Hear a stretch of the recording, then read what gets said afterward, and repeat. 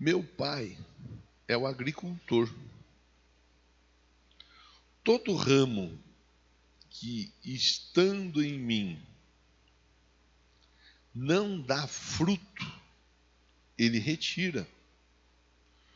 Todo que dá fruto, ele limpa, para que dê mais fruto ainda. Vós já estáis limpos pela palavra que eu vos tenho transmitido. Permanecei em mim, eu permanecerei em vós. Nenhum ramo pode produzir fruto por si mesmo, se não estiver ligado à videira. Vós, igualmente, não podeis dar fruto por vós mesmos, se não permanecerdes unidos a mim. Eu sou a videira verdadeira, vós os ramos. Aquele que permanece em mim e eu nele, esse dará muito fruto, porque sem mim não podeis realizar obra alguma.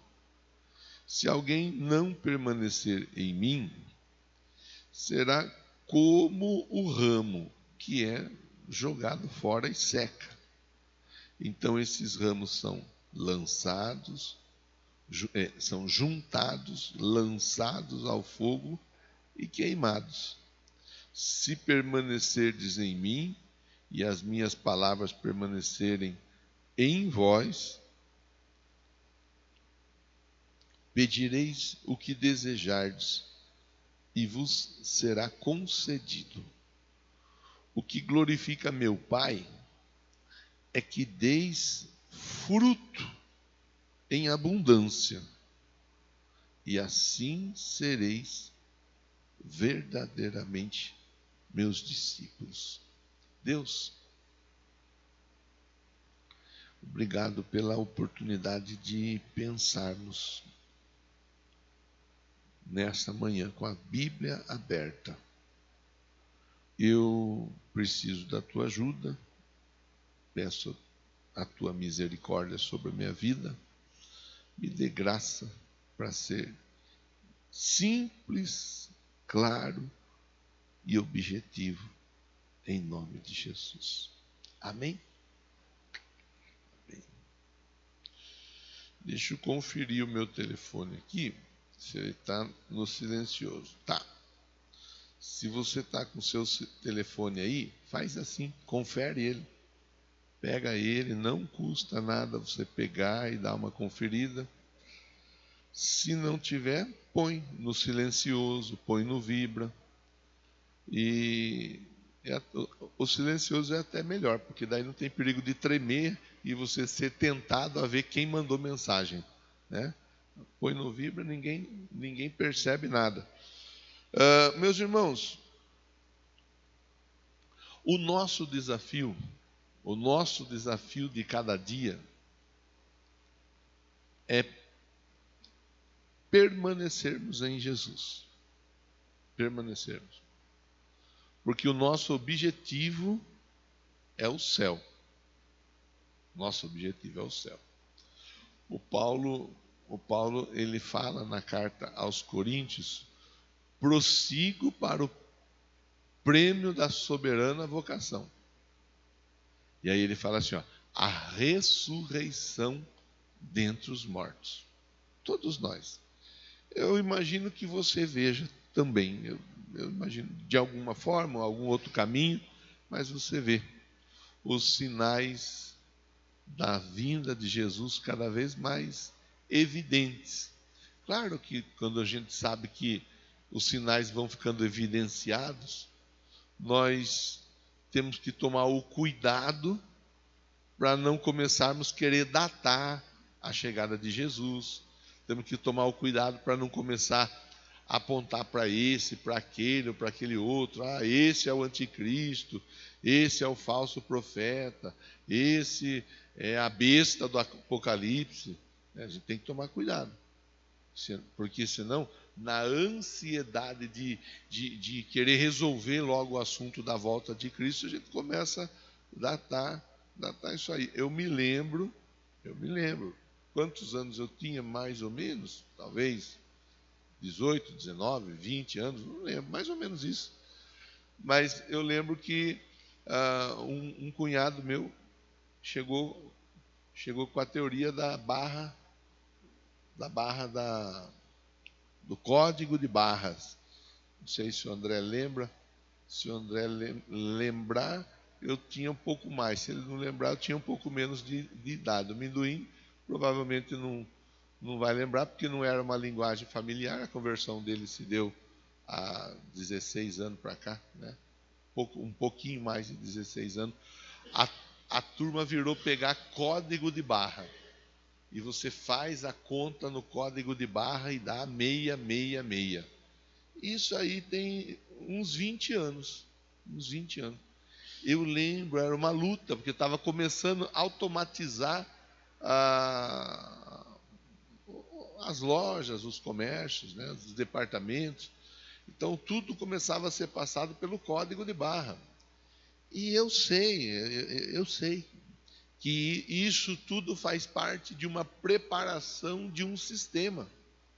Mas o que eu tento falar nesse momento é assim, há 20 anos, se não for um pouco mais, atrás, já estavam declarando a vinda de Jesus nos próximos dias. Passaram 20 anos, muita coisa aconteceu. Muita coisa aconteceu em 20 anos.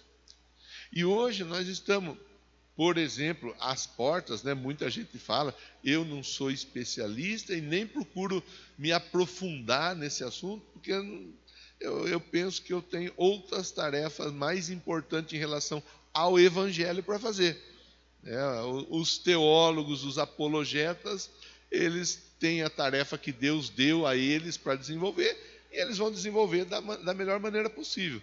Deus não me chamou para ser um teólogo nem um apologeta.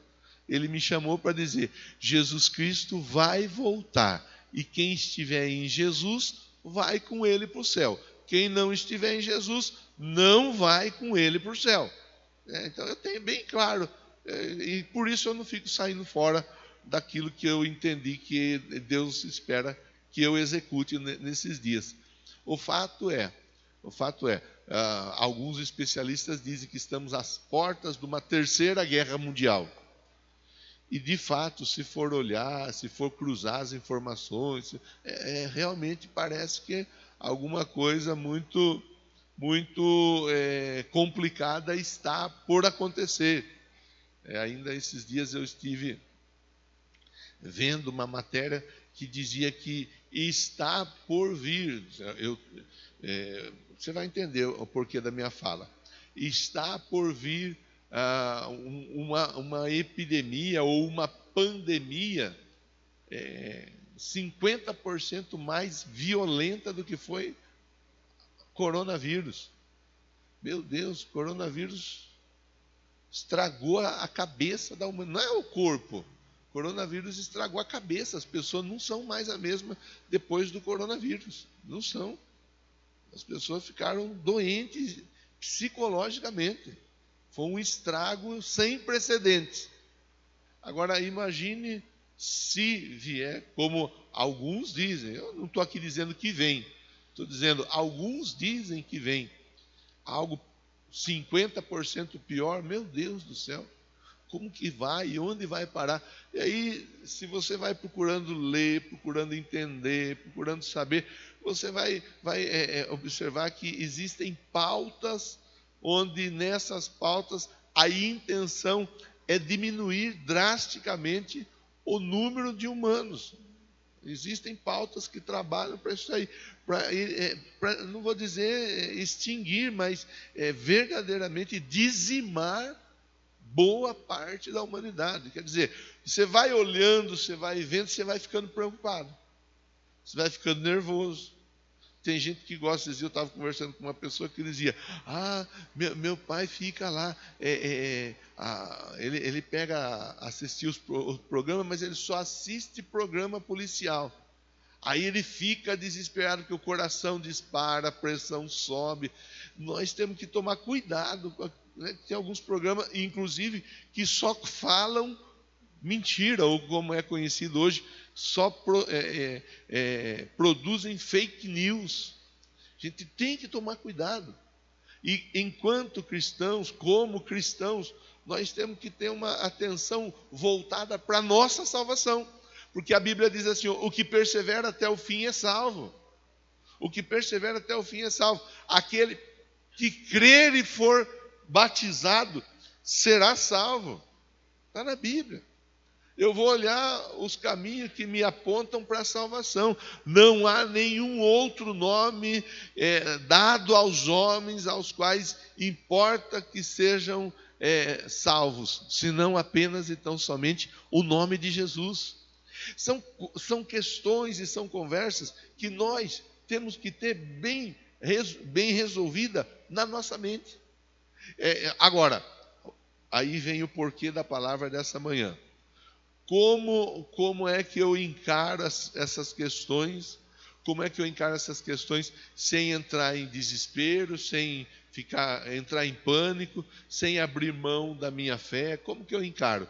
Então aí Jesus, no capítulo 15 de João, ele discorre, através do evangelista João, ele discorre algumas orientações importantes para qualquer pessoa, que são orientações simples, são orientações seguras e são orientações que vão dar um respaldo para que a pessoa possa viver uma vida tranquila. Ditado popular, não está na Bíblia. Ditado popular: mente vazia, oficina do diabo. A cabeça vazia começa a pensar coisa que pode ser de grande e grave problema na vida da pessoa. Então, eu preciso me ocupar, eu preciso encher a minha mente, eu preciso preencher a minha mente com coisas que são sadias, com coisas que são boas. Eu preciso preencher o meu tempo. Há muitas pessoas ociosas, há muitas pessoas, e aí eu falo mais diretamente àqueles que já aposentaram, aqueles que já estão com a vida encaminhada, né? Nem dá para falar vida ganha hoje em dia, mas que está com a vida encaminhada, que já estão podendo ir lá na praça, jogar pipoca para os pombos. Eu falo, com esses daí há um perigo redobrado e um cuidado que é necessário de se observar, porque a pessoa ela vai ficando sozinha e há aquele que é chamado a síndrome do ninho vazio, onde o pai, a mãe cuidou do filho, cuidou da filha, cuidou dos filhos, cuidou das filhas, dos netos, bisnetos e assim por diante. E em um determinado momento, os filhos, eles começam a se afastar do pai e da mãe, eles começam a se ausentar da casa do pai e da mãe. Aquele que antes o via muitas vezes durante a semana, em um determinado momento ele passa a ver menos o pai, passa a ver menos a mãe, aí o pai, a mãe começa a ficar com aquela dificuldade, o sentimento de abandono, o sentimento de rejeição, o sentimento de esquecimento. Esqueceram de mim, me abandonaram aqui, e com isso eles, eu estou falando direcionadamente a uma classe, a um grupo de pessoas que costumeiramente ficam sozinhos em casa e começam a pensar esse tipo de pensamento, esse tipo de sentimento que leva a pessoa até mesmo a uma depressão,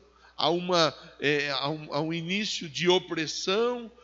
Logo após a opressão vem aquela angústia, com a angústia vai se desenvolvendo e vai se encaminhando para uma depressão. Então são cuidados que qualquer um de nós temos que ter.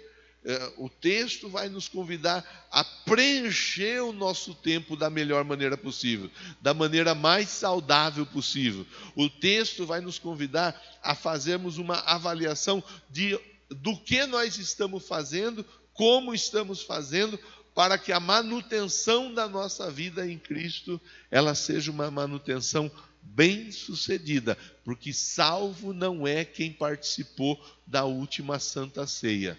Salvo é aquele que estará presente na próxima Santa Ceia. O salvo é aquele que persevera até o fim.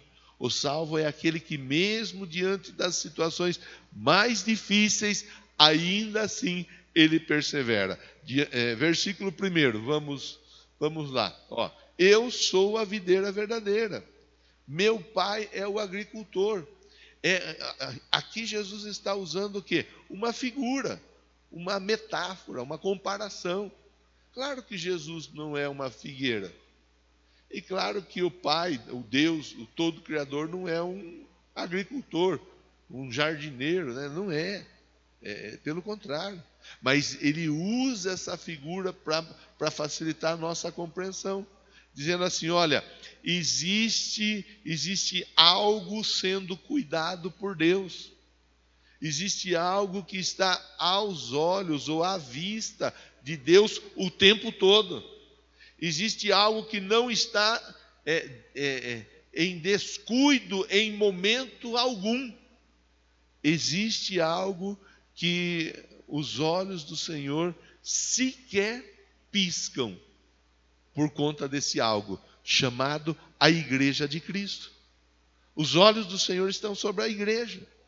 E você que está em Cristo, que é de Cristo, que aceitou a Cristo, que passou pelas águas do batismo, participa de Santa Ceia e procura se desenvolver em Cristo, é importante você lembrar. Eu não vou contar uma novidade para nenhum de vocês, eu vou apenas então somente lembrar: os olhos de Cristo, ou os olhos do Senhor, estão sobre você 24 horas por dia. Porque às vezes nós sentimos, eu não sei, eu imagino, não posso afirmar que você já passou por isso, mas eu posso afirmar que eu já passei por isso, que por vezes passo por isso.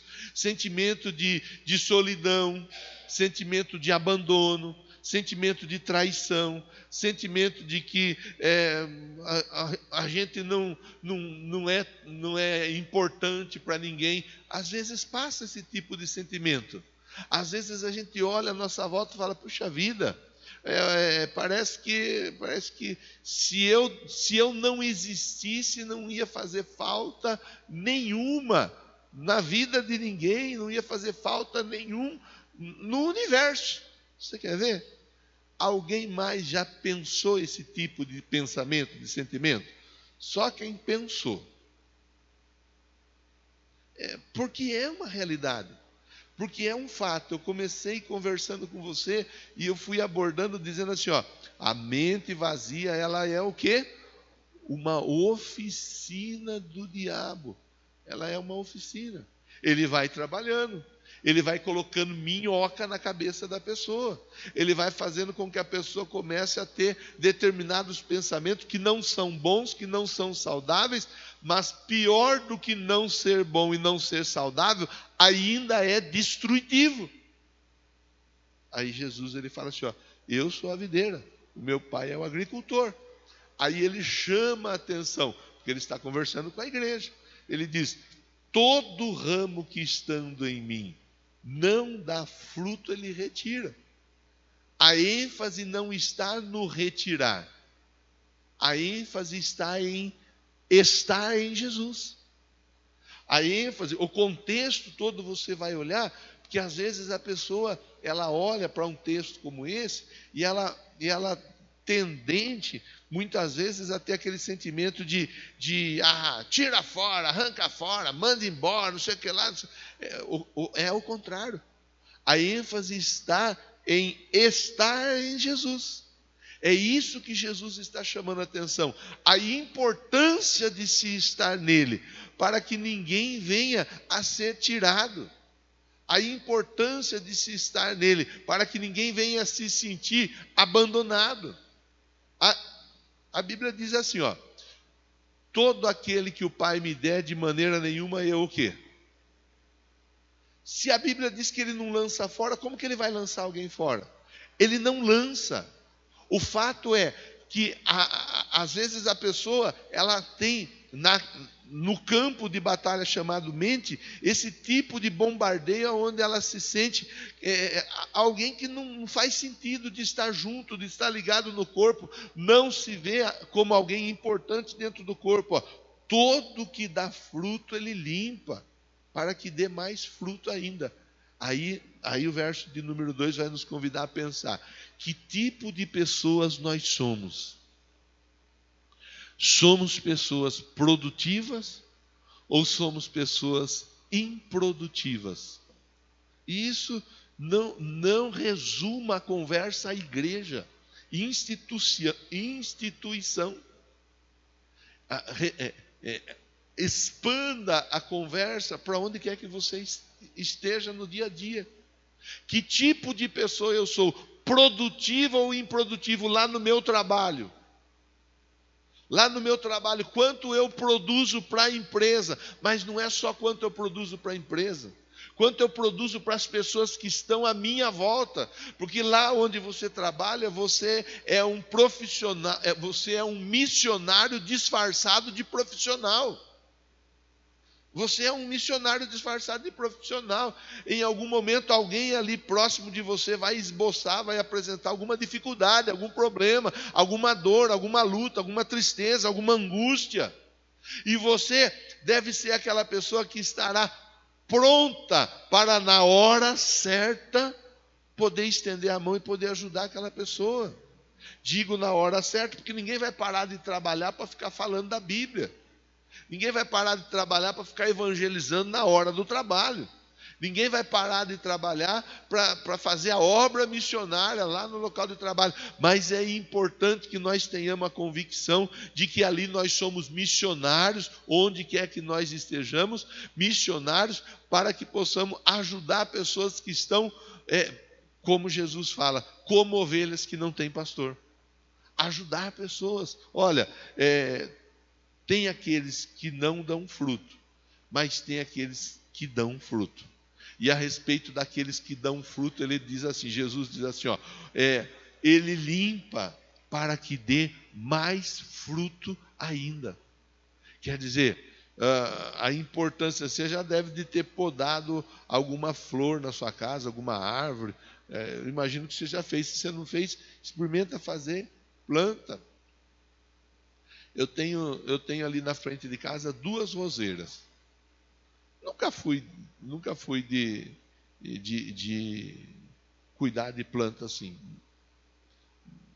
Aí o Luiz, em uma época, ele colocou na cabeça que ele queria roseira. Ele conversou lá, falou na casa da minha mãe, e a minha mãe arrumou uma roseira para ele. Ela deu a roseira. Eu plantei a roseira que minha mãe deu. Está ali plantada. E meu irmão, Sérgio, também preparou uma roseira e deu uma roseira para o Luiz. Plantei a roseira que meu irmão Sérgio também deu. A roseira foi crescendo e floresceu. Floresceu, deu rosas. Tanto de um lado quanto do outro, as 2 roseiras deram rosas. Em um dado momento, uma das roseiras, num formato daquelas roseiras menores, outra já é daquelas que crescem bastante. Em um dado momento, eu precisei dar uma podada na roseira. Quem olhava e via antes aquela baita roseira grande, aí olhou, só viu o toco da roseira. Ficou estranho, ficou feio. Parecia que estava matando a roseira. Mas não demorou nada, ela já começou a tomar forma novamente, já está com as folhas, já começou a desenvolver mais ramos. Quer dizer, parecia aparentemente que ela estava fadada à morte, mas muito pelo contrário, ela ganhou força para vir ainda mais forte. Tem hora que Deus trabalha na nossa vida, nos podando em determinadas situações, para que ganhemos força, para virmos ainda mais forte. Talvez alguém está aqui nessa manhã desse jeito. Pastor, olha, eu vim para cá, eu fui podado. O meu casamento está meio desconfigurado. Pastor, eu vim para cá, eu fui podado. Lá na empresa eu tive algumas dificuldades, alguns reveses no decorrer da semana. Pastor, na minha vida espiritual, eu sinto que eu estou meio desconfigurado. Eu quero te convidar a olhar para a Bíblia e pensar assim, ó, Deus está cuidando para que você fique ainda mais forte, em nome de Jesus. A tônica, eu vou repetir, a tônica é nós sermos pessoas que produzem. Deus espera que nós sejamos pessoas produtivas, porque na produção quem ganha somos nós. Você já viu aquele pessoal que vende pipoca, que vende cachorro-quente, com aqueles carrinhos, ambulante, conhecido, não sei se mudou já o nome, mas conhecido também como ambulante. Você já viu? Que eles saem cedo de casa e eles vão para o local de trabalho, até mesmo o sorveteiro. Você já viu? Que eles passam, geralmente, você vai olhar uma pessoa dessa, vamos ver, ele está como? Vamos ver quem vai matar a charada. Passou o sorveteiro, passou o ambulante, passou o homem com o carrinho de cachorro-quente, de pipoca, sei lá, de manhãzinha na porta da sua casa, indo para o local de trabalho. Como que ele passa? Como? Ainda não, ele nem está no local de trabalho. Como? Alguém soprou lá no fundo. Ele passa cantando, ele passa assobiando. Você pode reparar. Ele passa a fazer. Você não vê nenhum ambulante. É muito difícil. Pode ser que tenha, sim, mas é exceção, não é regra. Você não vê nenhum ambulante passando com o carrinho. Oh, miséria, desgraça, mal um dia para trabalhar. Você não vê. Você vê um assobio que vem de longe, você nem sabe quem está assobiando, dali a pouco ele aparece com o carrinho dele. Dali a pouco ele aparece com a bicicletinha dele, com a bicicletinha com o serrote na garupa. É assim ou não é? Seja, do lado da casa da minha mãe tem o pessoal que está lá trabalhando, construindo um prédio. Você fica lá, quando eu fico lá durante a tarde com a minha mãe, eu fico ouvindo, tem uma meia dúzia de crentes lá. Eles ficam cantando os hinos lá, que eles estão trabalhando e cantando os hinos. Eu estou dizendo para você assim, ó, existe aquela pessoa que produz, existe aquela pessoa que não produz. Aquela pessoa que produz, a tendência é ela ser mais feliz. A tendência é ela ser uma pessoa mais satisfeita com a vida. A pessoa que produz, a tendência ela é encarar com maior facilidade os percalços da vida. Não estou falando de trabalhar, irmão, porque trabalhar, se não trabalhar, não tem dinheiro para pagar a conta. Se não trabalhar, você não paga a água, você não paga a luz, você não paga o gás, você não paga o açougue, você não paga o supermercado. Estou falando de produzir, de ter uma vida produtiva, de onde quer que você pare, você saber, eu sou alguém importante, eu sou alguém que posso contribuir nesse lugar, eu sou alguém que posso contribuir na vida dessa pessoa, eu sou alguém que posso, de alguma forma, fazer algo útil para alguém, incluindo a própria vida. Verso de número 3, ele diz assim, Jesus falando, vocês estão limpos pela palavra que vos tenho falado, que vos tenho transmitido. A importância da limpeza, mas a importância da limpeza da forma certa. Aqui Jesus diz o quê? A limpeza ela é efetuada pela palavra.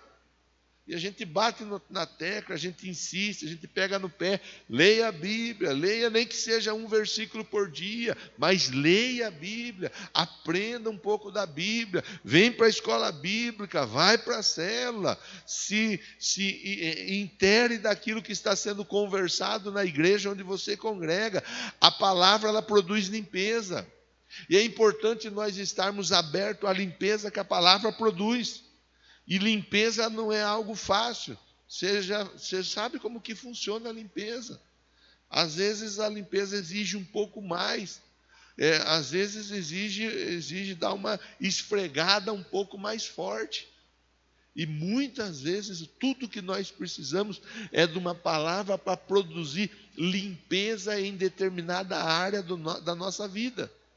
Limpeza no coração, limpeza na mente, limpeza no sistema digestivo, para que nós não venhamos ter nenhum tipo de desconforto estomacal. Limpeza no ouvido, limpeza. As higienes pessoais, elas se aplicam quando o assunto é a limpeza oferecida pela palavra. Conforme como eu vivo, sujeito à palavra, eu estarei pronto e apto para me apresentar ao mundo, às pessoas, às vidas. Conforme como eu me submeto à limpeza da palavra, eu estarei em dificuldade. A minha vida vai se tornando uma vida amarga, uma vida difícil, uma vida desagradável. As pessoas não querem ficar perto da gente. A gente corre o risco das pessoas, aos poucos elas irem se afastando de nós. Jesus, ele fala, vocês estão limpos pela palavra. Então é importante eu valorizar a ação da palavra na minha vida. No verso de número 4, ele vai dizer assim, permaneçam em mim. Quando ele diz permaneçam, ele está colocando uma condição, dizendo assim, existe a possibilidade de não permanecer. Quando ele diz permaneçam, ele está dizendo, olha, é importante vocês fazerem um esforço para permanecer. O Sermão da Montanha vai facilitar nossa vida para pensar aqui agora, quando ele fala permaneçam.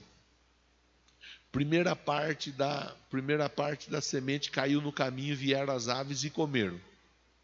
Aquela parte que vieram as aves e comeram, a explicação, Jesus explica como. É aquela pessoa que ouve a palavra, mas não entende.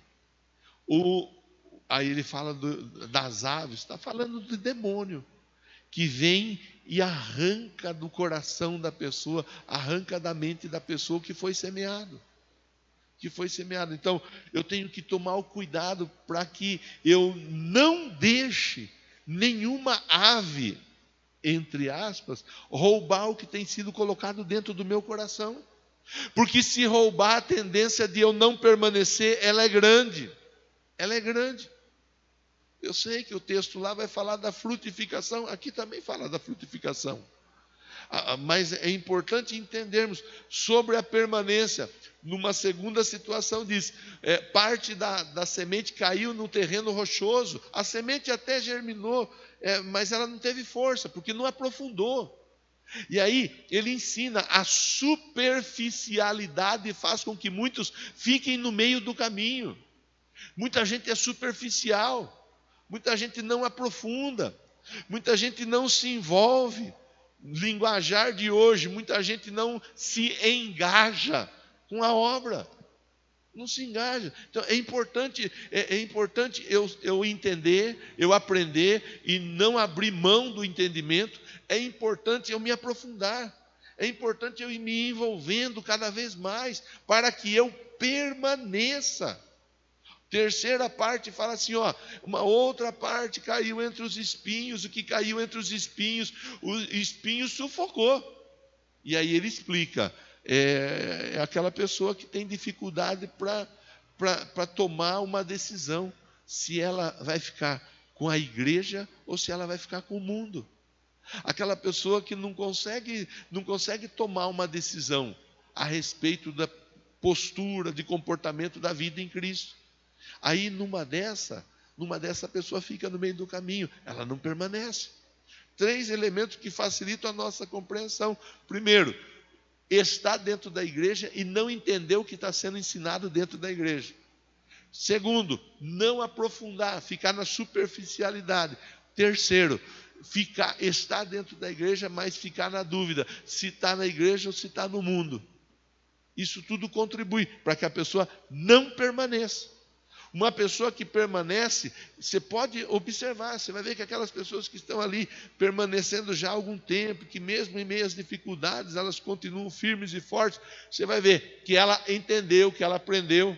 Geralmente, via de regra, a pessoa que participou de escola bíblica ou participa, a pessoa que fez discipulado ou faz discipulado, pessoa que não abre mão de aprendizado, pessoa que na dúvida vai procurar entender, vai procurar ajuda. Você vai perceber que geralmente aquelas pessoas que permanecem por mais tempo são aquelas pessoas que aprofundaram, que elas não foram ficando apenas assim por cima, elas foram querendo entender, saber mais, se envolvendo mais e mais. Você vai ver que são aquelas pessoas que tomaram uma decisão drástica, de romper com o mundo.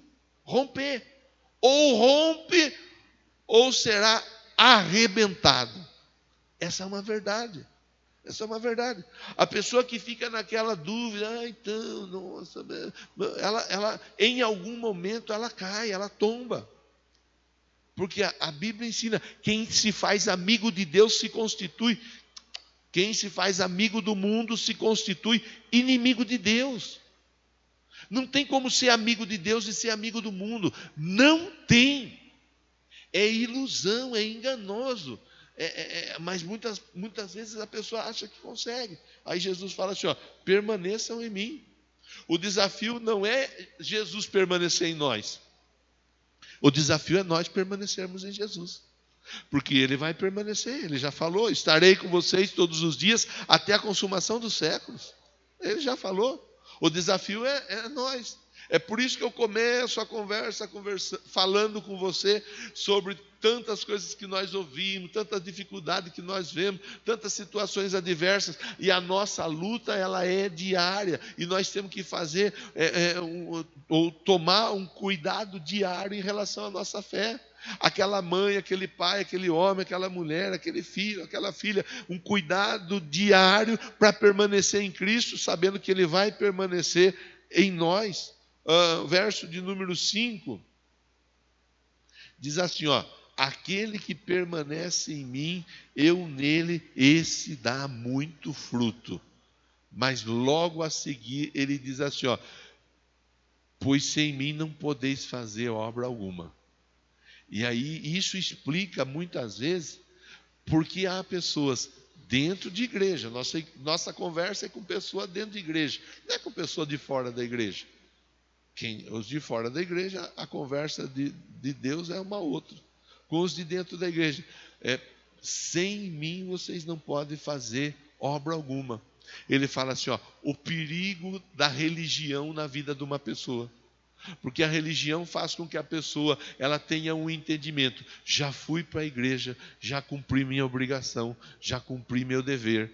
Meu dever de cristão já está cumprido. No linguajar das academias, Gustavo, a turma fala assim, já paguei, está pago, né? Está pago, não é assim? Fez o exercício lá, pronto, está pago.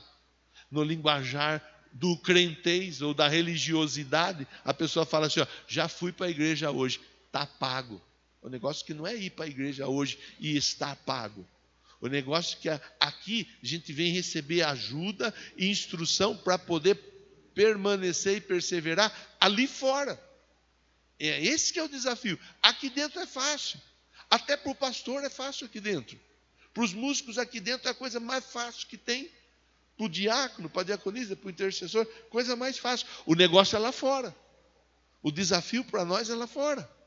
E aí ele fala assim, aquele que está em mim, eu estou nele. Ele dá muito fruto. Mas a sequência ele diz assim, sem mim não pode fazer nada. Você faz uma vistoria dentro das igrejas, não é lá fora não, dentro das igrejas. Você vai ficar com a boca aberta de quantos crentes descontentes e insatisfeitos você vai encontrar. Aí você vai fazer uma avaliação, um check-up. Você vai dar uma observada. Você vai perceber que essa pessoa, via de regra, tem encontrado dificuldade com a palavra que é ministrada. A palavra é ministrada, mas ela questiona a palavra, ela entende que não é bem assim. Aí hoje nós temos a facilidade, através da rede social, de ver 1000 pregações com o mesmo versículo, com o mesmo tema. Então a pessoa, ela ouve uma mensagem dentro do templo onde ela congrega. Na internet ela ouve uma outra mensagem, com outro pregador ela ouve outra mensagem. Aí aquela comida espiritual que é dosada e preparada por Deus para esse grupo de pessoas, ela é deixada de lado. Aí ela pega e ouve e vê muitas vezes uma comida que foi feita, que foi preparada para um outro grupo de pessoas. E vai dar ruim. Você já ficou internado? Quem já ficou internado aí? Já, né? Veio o alimento, a sua dieta era como? Quem ficou internado com uma dieta geral? Podia comer de tudo. Deixa eu ver.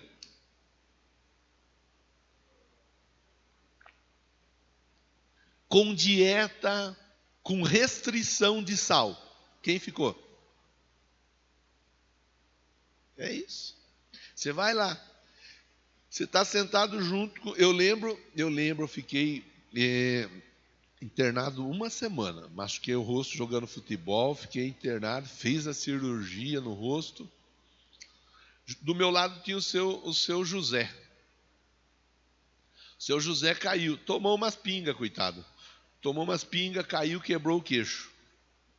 Maxilar. Ele ia fazer uma cirurgia no maxilar. Então ele não podia comer nada sólido.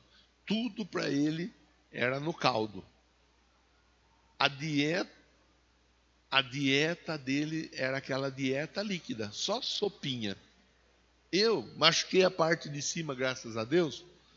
A minha dieta era uma dieta normal, geral, não tinha restrição nenhuma. Para mim vinha abobrinha, foi no hospital que eu comecei a comer abobrinha. Para mim vinha abobrinha, aquele cheiro gostoso da abobrinha do hospital. Para mim vinha bife. Para mim vinha de tudo, irmão. Vinha até picanha vinha lá no hospital. O seu José não podia comer nada. Aí eu falava para ele: vai querer, José? Ele falava: você fala assim porque sabe que eu não posso comer, né?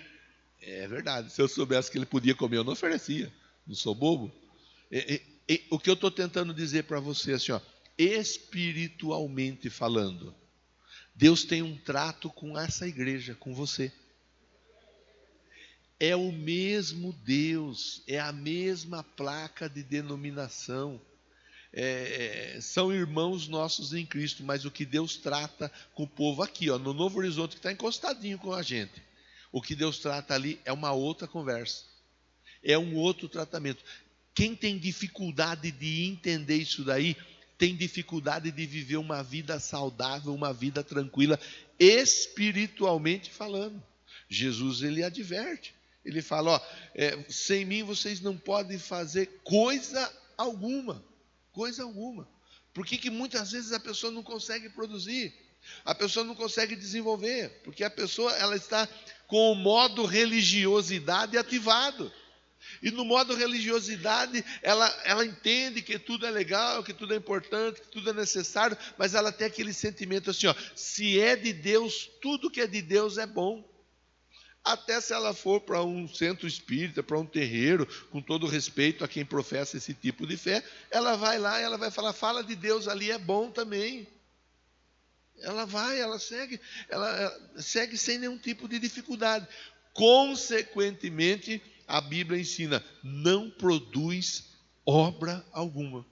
Não produz. É aquela vida infrutífera e cansativa muitas vezes. Aí no verso de número 6, ele dá a sequência, Jesus dá a sequência dizendo assim, ó, se alguém não permanecer em mim, será como o ramo que é jogado fora e seca.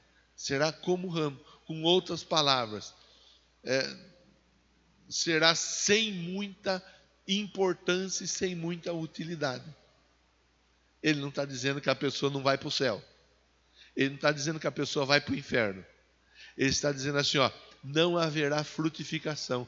Sem frutificação, a alegria e o prazer, a satisfação da pessoa, ela fica em baixa. Ficando em baixa, a pessoa começa a se sentir a pior das piores, a pessoa começa a ter crises relacionadas a relacionamentos, crises existenciais. A pessoa começa a ter problemas. E o primeiro lugar que ela vai ser convidada a deixar de estar é a igreja. É o primeiro lugar. Porque ela vai pensar assim, eu vou para a igreja, eu estou indo na igreja, e a minha vida parece que não muda, não vai. Vou fazer o que lá? Inclusive, sempre tem uma pessoa usada não por Deus, para estar perto e dizer assim, não sei o que você vai fazer na igreja. Sempre tem. A pessoa, ela é tudo um sistema que vai desenvolvendo e vai trazendo confusão. Verso 7. Se permanecerdes em mim e minhas palavras permanecerem em vós, aí vem algo que muita gente ignora. Mas aqui vem, esses dias eu estava conversando com uma pessoa e estava falando sobre chaves de oração que trazem respostas e chaves que bloqueiam as respostas. Essa é uma chave que traz resposta. Para quem produz, vocês pedir tudo o que vocês pedirem, o que vocês desejardes, vos será concedido. Só para título de curiosidade, quem dos irmãos aqui tem um pedido pelo menos para fazer para Deus? Só para título. Pronto. Se Deus não responder você com esse um pedido, você logo entra num conflito espiritual. Por que Deus não está me respondendo? Será que eu estou no pecado? Será que eu estou fazendo a coisa errada? Ou por que a minha resposta não chega?